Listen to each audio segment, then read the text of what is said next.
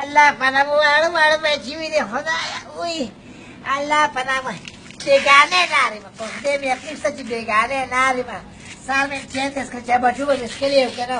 زه خو بازار کې اوس کته الله پناه ورو السلام علیکم وعلیکم السلام دا الله پناه موږ څه ته وسکیږي غریب سړی ما خاطر ودرېدو کار دی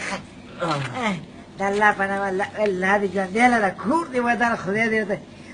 وی الله دې ته ژوند دی له الله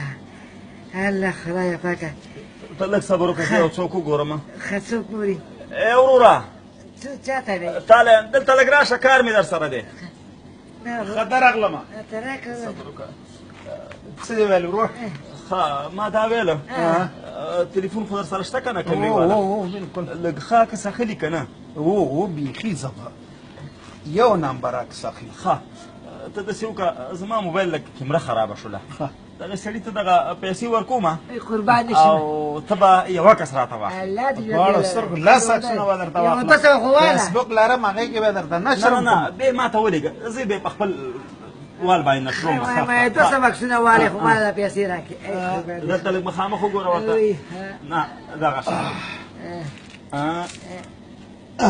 صحیح شولو